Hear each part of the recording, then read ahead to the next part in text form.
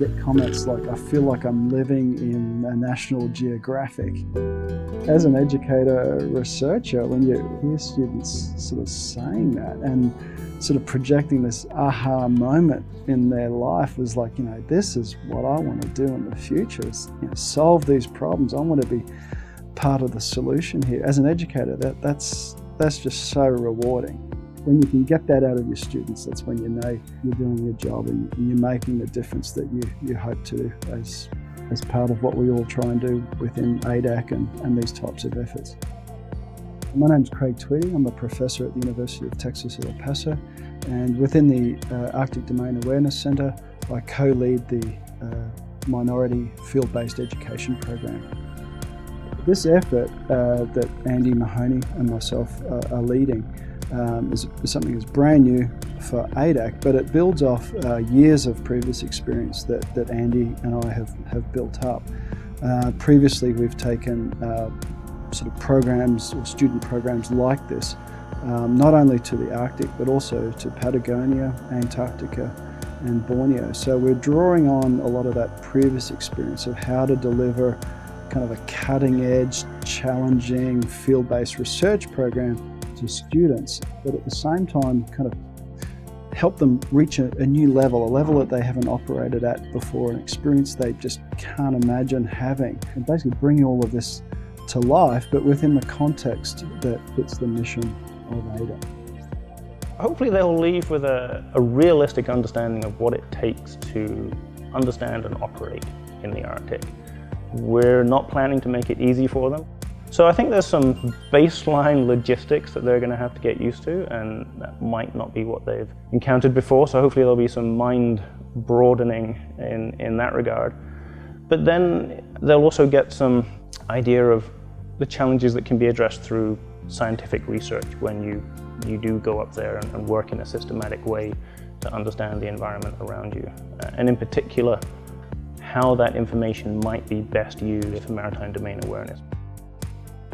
The trip will clearly focus on opening up, broadening the horizons, and just a range of different knowledge and field-based experiences for the students. But at the same time, the students will be out there with tape measures and rulers and pen and paper and a whole bunch of different instrumentation, actually collecting data that Andy and myself will use for our ongoing research. And trying to identify kind of ways in which humans might need to adapt in the future. And this is where the linkage to the core mission of ADAC and ADAC providing a service to the US Coast Guard comes into play. This capacity to really challenge our students to think much, much more laterally than perhaps what they used to, and to include coming up this notion of coming up with products for the operational entities is absolutely fantastic. I think it's one of one of the best things that ADAC has done for me as a researcher and as an educator. It's given me this opportunity to basically do my job better and help train the next generation to meet their future challenges that they'll be faced with in a much more effective way.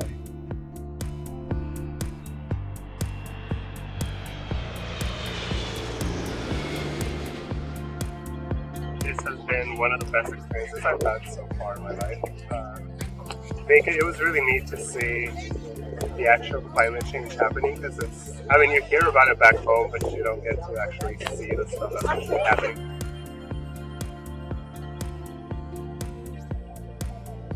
My name's Ethan Blau. I'm with Tiffin University. I'm an exercise science major.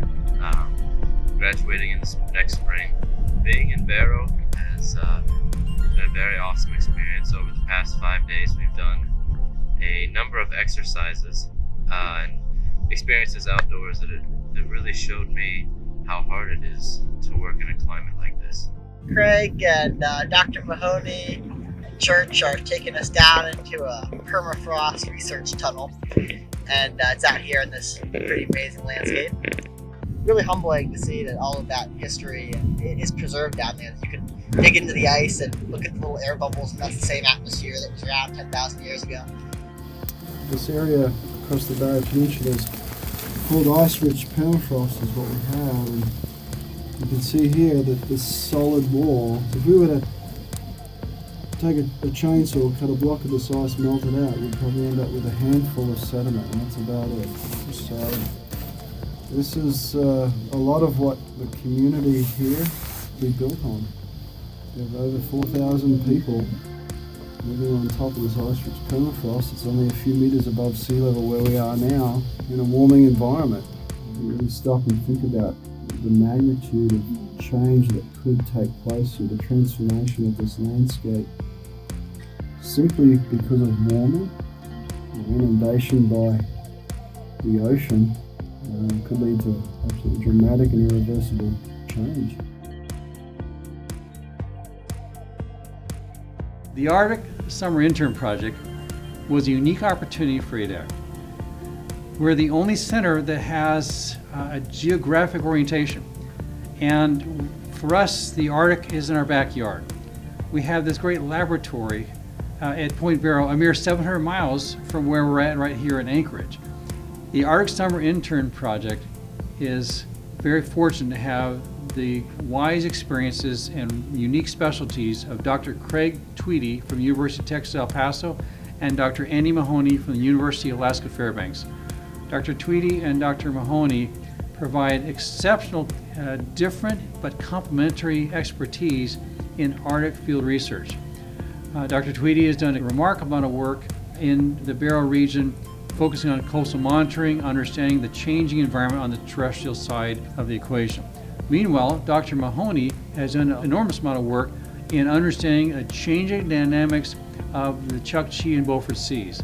These two exceptional Arctic researchers were able to impart their wisdom into our Arctic Summer Intern students, and not only allow them to see what they have to offer in their respective specialties of Arctic research, but allow us to work collectively to orient students to things that are mission focused within the realm of the U.S. Coast Guard. So for example, we got to see quite a bit of how the North Slope Bureau does search and rescue, both at the professional level and at the volunteer level. We got to see, of course, how communities of Arctic research get conducted in the summertime with so many different researchers across the planet to send on the Barrow Arctic Research Center to conduct their various study regimes. This was a great window into that community for our summer intern students and allowed them a chance to interact with the local community. We finished the ASIP project with all of us getting a chance to participate in Utqiagvik's Nalikatuk, which is the sharing of the whale. And it was an opportunity to see how the communities there conduct subsistent living and sharing the bounties of which they'd harvested from the sea.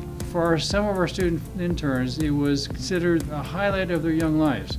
This coming summer, we're going to build on the success of last year's Arctic Summer Intern Project, not only to introducing students into a wide array of Arctic research, but then add to that a medium long-term environment workshop partnering between ADAC and Ilisylvich College and the North Slope Bureau to get an idea of student-to-student interaction at the young adult level of the Arctic residents who will inherit the coming Arctic, to get an understanding of what concerns them, what opportunities do they see, and how can the community of research aid those efforts. We're going to be excited. We're excited about this, and it'll be fun to be sure.